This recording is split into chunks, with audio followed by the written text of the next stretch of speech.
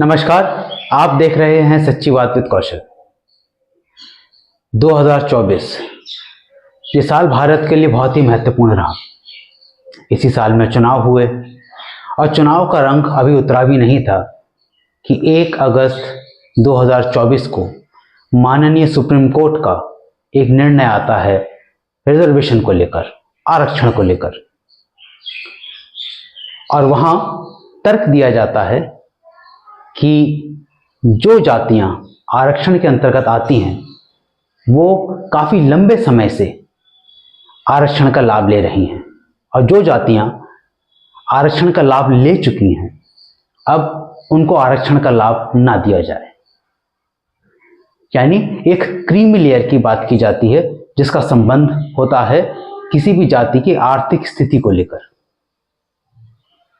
माननीय supreme court का जिस दिन यह निर्णय आया, इसने पूरे भारतवर्ष को हिलाकर रख दिया। राजनीति से लेकर आम जनता तक सब अपने अपने विचार प्रकट करने लगे। टीवियों में, अखबारों में पैनल डिस्कशन होने लगे, बड़े बड़े लेख आने लगे, घंटों की परिचर्चाएं होने लगी। परंतु आज हमें यह समझना होगा कि किस रिजर्वेशन की बात बाबा साहब करते थे, किस रिजर्वेशन की बात हमारा संविधान करता है, और किस रिजर्वेशन को समझकर माननीय सर्वोच्च न्यायालय ने अपना निर्णय दिया। इस चीज को हम एक उदाहरण के माध्यम से भली भांति समझ सकते हैं। मान लीजिए एक प्रतिस्पर्धा हो रही है जिसमें 4 प्रतिभागी हैं, ए, बी, सी और डी। यह एक दौड़ने की प्रतियोगिता है। और मान लीजिए मेहनत करने के बाद, चाहे वो ए ने करी हो, बी ने, सी ने या डी ने, किसी भी प्रकार से ए जीत जाता है, तो बी, सी और डी हार जाते हैं। तो बी, सी और डी के हारने का कारण ए के जीतने को माना जाएगा। इसको थोड़ा और आगे समझते हैं। इसका अर्थ हुआ यदि दूसरी कोई भी प्रतिस्पर्धा होगी उसमें ए को मौका नहीं दिया जाएगा, क्योंकि ए के कारण बी, सी और डी हार चुके थे। इस उदाहरण से हमें एक बात समझनी होगी कि जो बी है वो ए हो जाएगा, परंतु जैसे ए को बाहर किया गया, बी को भी ए बनाकर बाहर कर दिया जाएगा, और एक दिन ऐसे ही सभी को बाहर कर दिया जाएगा। तो हमें यह सोचना होगा, हमें यह समझना होगा कि माननीय सुप्रीम कोर्ट ने जो निर्णय दिया है, क्या वो रिजर्वेशन या जो आरक्षित वर्ग है उसके लिए वो सही है। ये एक बहुत ही चिंता का विषय है। ये चिंता का विषय इसलिए है कि हमको ये जानना होगा कि रिजर्वेशन का आधार संविधान किस चीज को मानता है। बाबा साहब ने संविधान में आरक्षण का प्रावधान क्यों रखा, ये सारी बातें गौर करने के लिए हैं। आज माननीय सुप्रीम कोर्ट बात करता है क्रीमी लेयर की, यानी वो लोग जो आरक्षण का आर्थिक लाभ ले चुके हैं, कहें कि सरकारी नौकरी मिल चुकी है उन लोगों को अब रिजर्वेशन से, या उन परिवारों को रिजर्वेशन से बाहर कर दिया जाएगा। इसकी जगह दूसरों को मौका दिया जाएगा। यहां हमें समझना होगा, जब भारत आजाद हुआ, आजादी के बाद जब आरक्षण लागू हुआ, तो क्या वाकई में जितना रिजर्वेशन दिया गया था उतना रिजर्वेशन मिला, या उतना रिजर्वेशन भरा गया? हम 1950 से लेके 2017 तक का आंकड़ा देखें तो ऊपरी तौर पर तो ये जरूर दिखाता है कि आरक्षित वर्ग को रोजगार मिला, परंतु हमें यहां यह जानना होगा कि भारत सरकार काम को 4 भागों में विभाजित करती है। Category A, category B, category C और कैटेगरी डी।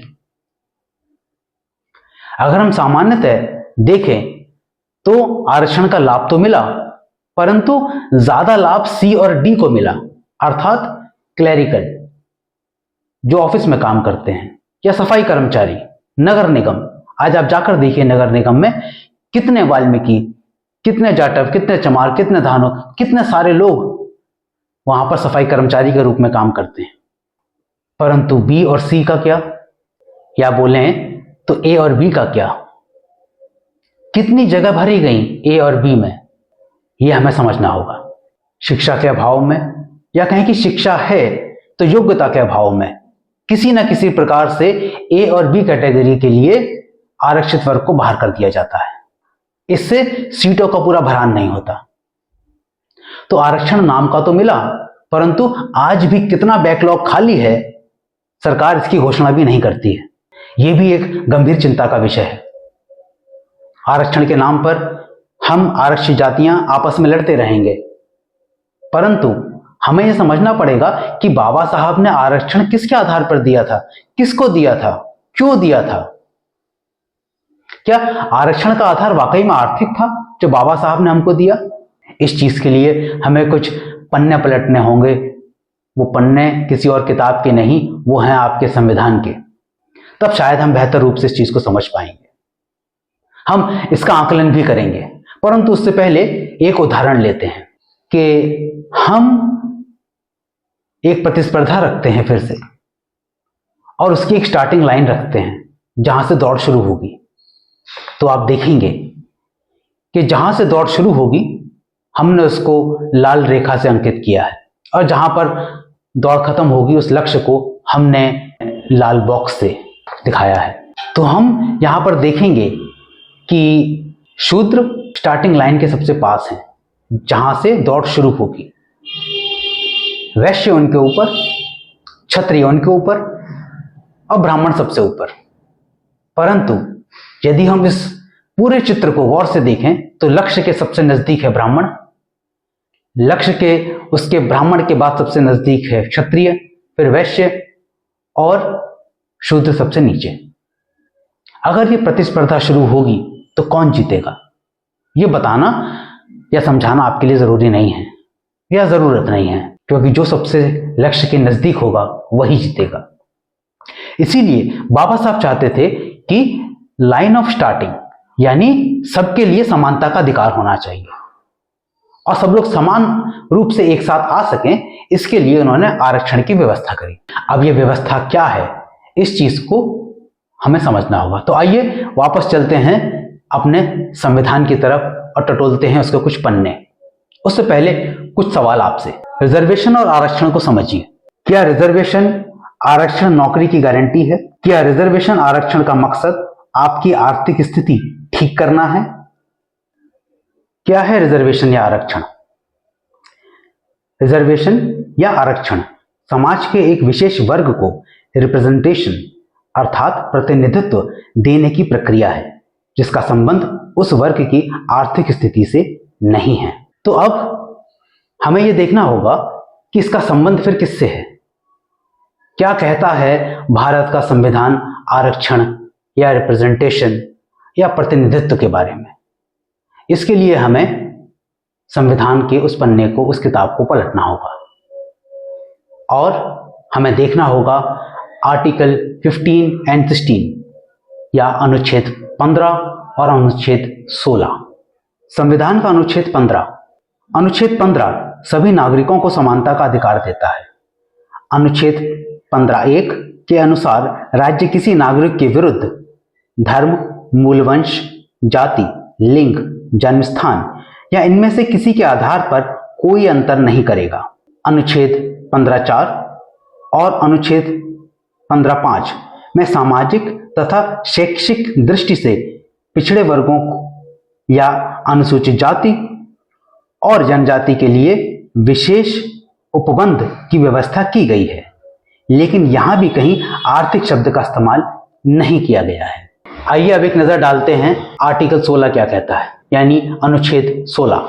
अनुच्छेद 16 सरकारी नौकरियों और सेवाओं में समान अवसर प्रदान करने की बात करता है, लेकिन 16(4), 16(4) क, 16(4) ख तथा अनुच्छेद 16(5) में राज्य को अधिकार दिया गया है कि वह पिछड़े हुए नागरिकों को, किन्हीं वर्गों को सरकारी नौकरियों में आरक्षण दे सकता है। परंतु आर्टिकल 16 में भी कहीं पर भी आर्थिक शब्द का प्रयोग नहीं किया गया है।